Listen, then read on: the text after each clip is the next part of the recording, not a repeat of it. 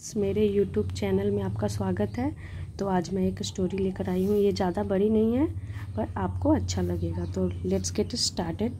इसका टाइटल है the cow and her master, यानी कि गाय और उसका मालिक। तो चूँकि गाय फीमेल होती है उसके लिए हर का यूज किया गया है। हर हमारा क्या होता है? Pronoun. Raghu earned his livelihood by selling milk of a cow that was in a good shape। अब यहाँ फुल स्टॉप है तो देखते हैं। रघु earned his livelihood, तो अर्न का मतलब तो कमाना होता है। तो पर यहाँ पूरा पढ़ने के बाद इसका सेंस आता है कि Raghu earned his livelihood by selling milk, यानी कि रघु अपना जीविका चलाता था। his livelihood हुड का मतलब हो गया अपनी जीविका चलाता था। बाई सेलिंग मिल्क, कैसे चलाता था? तो बाई सेलिंग यानी कि सेल करके, बेच करके। ऑफ अ काउ, एक गाय का दूध। That was in a good shape, जो था in a good shape. Good shape मतलब गाय मोटी ताज़ी दूध देने वाली अच्छी होगी, तो उसके लिए गुड शेप का यूज किया गया है कि गाय कैसी थी? हष्ट पुष्ट अच्छी होगी। तो रघु उसके दूध को बेचकर अपनी जीविका चलाता था, यानी कि livelihood. Once the cow was critically ill, यानी कि वंस एक बार, the cow was critically ill का मतलब हो गया कि गंभीर रूप से क्या थी? गाय बीमार थी। There is no point wasting so much money, there is no point यानी कि कोई भी मतलब नहीं था। वेस्टिंग सो मच मनी यानी कि पैसा वेस्ट करने का। इन ट्रीटिंग दिस अनहेल्दी काउ, यानी कि इस अनहेल्दी काउ, बीमार गाय पे पैसा खर्च करने का कोई भी मतलब नहीं था। देयर इज़ नो पॉइंट का मतलब हो गया कोई भी मतलब नहीं था। वेस्टिंग सो मच मनी यानी कि ज़्यादा पैसा खर्च करना। इन ट्रीटिंग यानी कि ट्रीट करने के लिए, इलाज के लिए। हिज अनहेल्दी काउ, अपने गाय के, वो क्या सोचता है कि अब कोई भी मतलब नहीं है इस पे ज़्यादा पैसे खर्च करने का, क्योंकि वो गंभीर रूप से क्या थी? बीमार। क्रिटिकली इल का मतलब हो गया गंभीर रूप से बीमार। आई मस्ट अबंडन हर, यानी कि मुझे उसे क्या कर देना चाहिए? स्वतंत्र, यानी कि छोड़ देना चाहिए। हर गाय के लिए यूज किया गया है। Thought the self observed Raghu, thought यानी कि सोचा, किसने? रघु ने। सेल्फ ऑब्जॉर्व, सेल्फ ऑब्जॉर्व का मतलब हो गया खुद देख करके, ऑब्जॉर्व करके कि ये ज़्यादा बीमार है तो इससे पैसे खर्च करने का कोई मतलब नहीं है। 10 इस प्रकार अर्ली नेक्स्ट मॉर्निंग ही left her in the woods close by, यानी कि अर्ली नेक्स्ट मॉर्निंग या कि इनकी दूसरे ही दिन सुबह, ही लेफ्ट हर यानी कि वह ही यूज किया गया है रघु के लिए प्रोनाउन, और हर यूज किया गया है गाय के लिए। तो ही लेफ्ट हर यानी कि उसने छोड़ दिया। In the woods close by यानी कि नज़दीक के जंगलों में। वुड्स का मतलब भी जंगल होता है, फॉरेस्ट का मतलब भी जंगल होता है। वुड्स मतलब यहाँ जहाँ पे छोटे बड़े सभी प्रकार के पेड़ पौधे हो, यानी कि जंगल, यानी कि पास के नज़दीक के जंगल में वो ले जा कर के अपनी गाय को छोड़ दिया, क्योंकि वो सोचता है कि अब इस पर ज़्यादा पैसे खर्च करने का कोई भी मतलब नहीं है, ये बहुत गंभीर रूप से बीमार है, तो पता नहीं ये बचेगी कि नहीं बचेगी, ऐसा सोचकर वो छोड़ देता है जंगल में गाय को। तो चलिए देखते हैं आगे। That afternoon, poverty-stricken Shravan went to the woods to collect wood and saw the cow lying half dead। चलिए देखते हैं, इसे तोड़ तोड़ कर पढ़ेंगे। दैट आफ्टरनून यानी कि उसी दिन, उसी दोपहर जब उसने गाय को छोड़ा था ना, उसी दिन। पॉवर्टी स्ट्रिकन यानी कि पॉवर्टी का मतलब हो गया गरीब, स्ट्रिकन यानी कि गरीबी से परेशान, त्रस्त। कौन? श्रवण। तो गरीबी से परेशान श्रवण, और यहाँ पे हमारा आर यहाँ साइलेंट होगा, इसे पढ़ेंगे poverty, poverty stricken Shravan went to the woods, यानी कि वो जंगल गया। तो यहाँ पे टू प्रीपोजिशन का यूज किया गया है। टू कलेक्ट वुड यानी कि कलेक्ट करने के लिए, इकट्ठा करने के लिए, वुड यानी लकड़ी। तो यहाँ पे टू हमारा इन्फिनिटी यूज किया गया है। देखिए यहाँ पे टू प्रीपोजिशन है, यहाँ पे इन्फिनिटी, क्योंकि टू के बाद वर्ब का यूज किया गया है तो इन्फिनिटी को दिखाता है। और टू के बाद जब हम नाउन का यूज करते हैं, देखिए यहाँ पे वुड्स यानी कि नाउन यूज किया गया है, तो ये हमारा प्रीपोजिशन हो गया। एंड सॉ, और देखा, the cow lying half dead, तो क्या देखा? सी की सेकेंड फॉर्म सॉ हो गई, तो उसने देखा काउ लाइंग यानी कि गाय को पड़ा हुआ, हाफ डेड यानी कि आधा हाफ मतलब आधा हो गया, डेड यानी मरा हुआ, आधा मरा हुआ अधमरा बोल सकते हैं।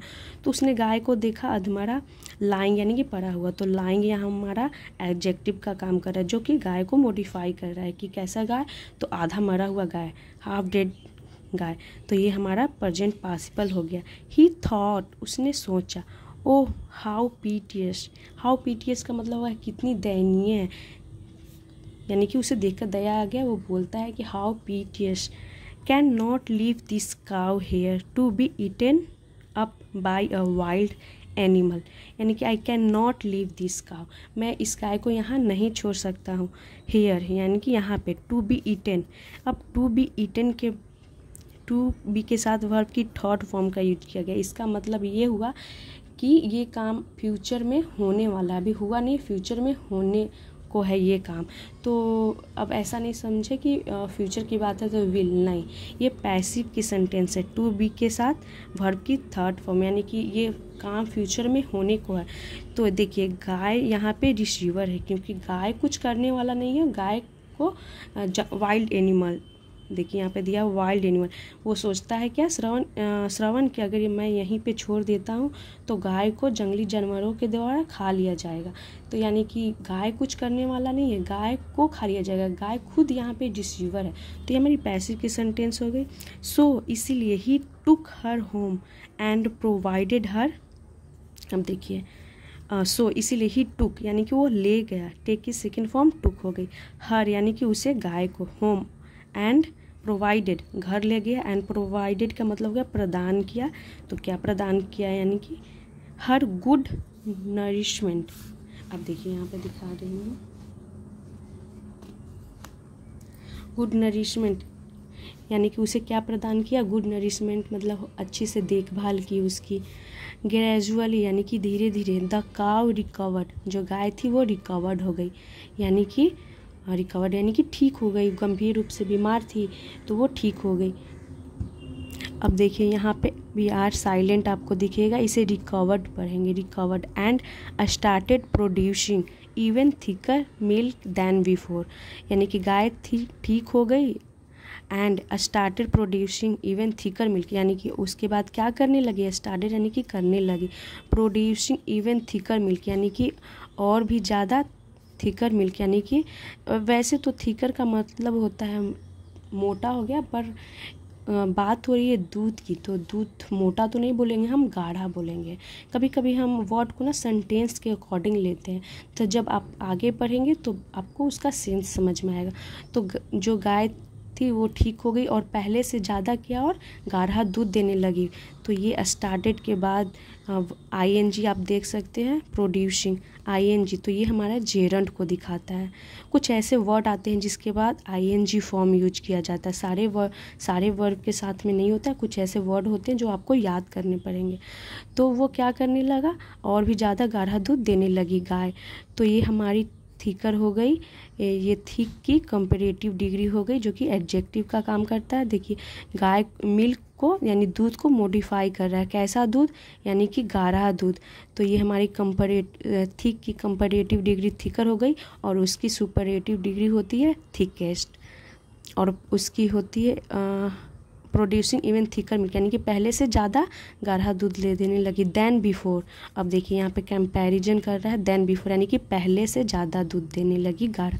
श्रवण prosper and earned fame by selling her milk, जो श्रवण था वो क्या हो गया, प्रॉस्पर यानी कि समृद्ध बोलते हैं, इसका मतलब हो गया समृद्ध यानी कि सुखी हो गया, एंड अर्नड फेम, और उसने क्या कमाया, अर्नड फेम यानी कि नाम कमाया, बाय सेलिंग हर मिल्क यानी कि गाय को दूध को बेच करके वो क्या हो गया, समृद्ध सुखी हो गया, और पैसा भी कमाया और नाम भी कमाया। इसका ये सेंस हो गया कि गाय के दूध को बेचकर वो नाम और पैसा कमाया।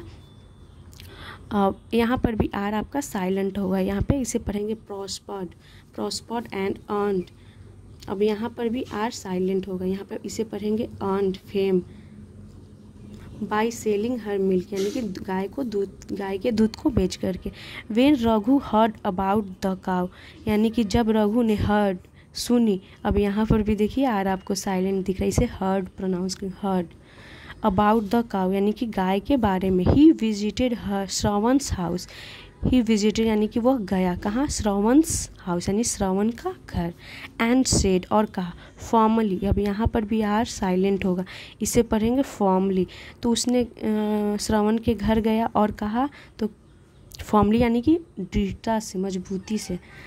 गिव बैक माई काउ यानी कि मेरे गाय वापस कर दो। वेन श्रवण डिक्लाइंड जब श्रवण ने डिक्लाइन कर दी यानी कि मना कर दी। Raghu went to the wise elderly for justice. Raghu कहाँ गया, तो जाने के साथ टू का प्रीपोजिशन का यूज करते हैं। रघु वेंट यानी कि गया।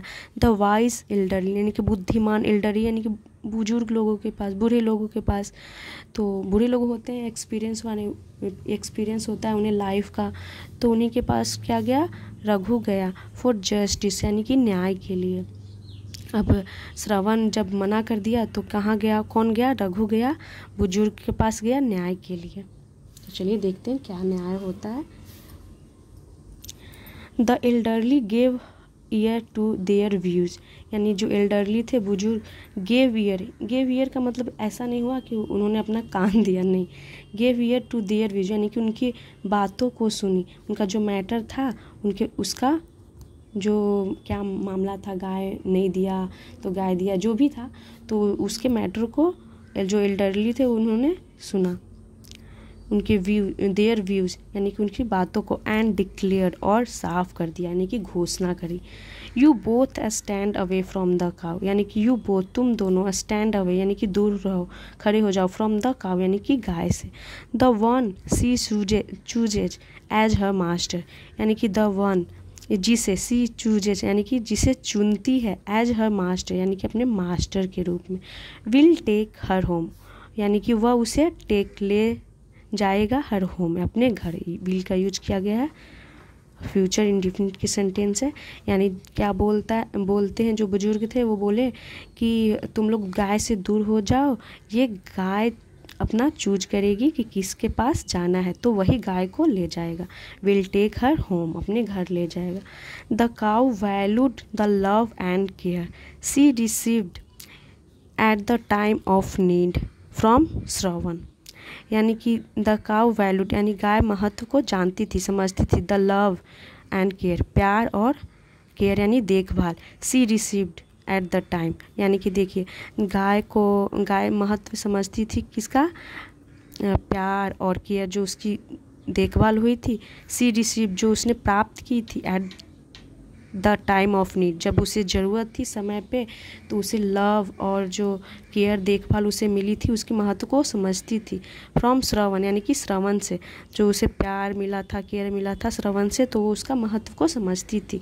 And stood by his side and और स्टूड, स्टैंड की सेकेंड फॉर्म हो गई स्टूड, तो वो खड़ी हो गई। बाय हिज साइड यानी कि उसके साइड यानी कि किसके साइड, श्रवण के साइड, क्योंकि वो जानवर भी होते हैं, वो अफेक्शन, लव, केयर ये सब समझते हैं। तो उसे जब ज़रूरत थी तो उसे किससे मिला, श्रवण से मिला, केयर और लव, तो वो समझती थी, इसीलिए गाय जाकर के श्रवण के बगल में खड़ी हो गई। तो ऑब्वियसली गाय उसी की हुई, क्योंकि ये भी डिक्लेयर किया गया था कि गाय जिसके साइड जाकर खड़ी होती है, गाय उसी की होगी। तो गाय वैसे ही उस श्रवण की हुई। तो ये थी स्टोरी। तो अगर मेरी वीडियो आपको अच्छी लगती हो तो ज़रूर लाइक करें और मेरे चैनल को सब्सक्राइब कर ले। ऐसे ही मैं और वीडियो डेली लाती रहूँगी। Thanks for watching.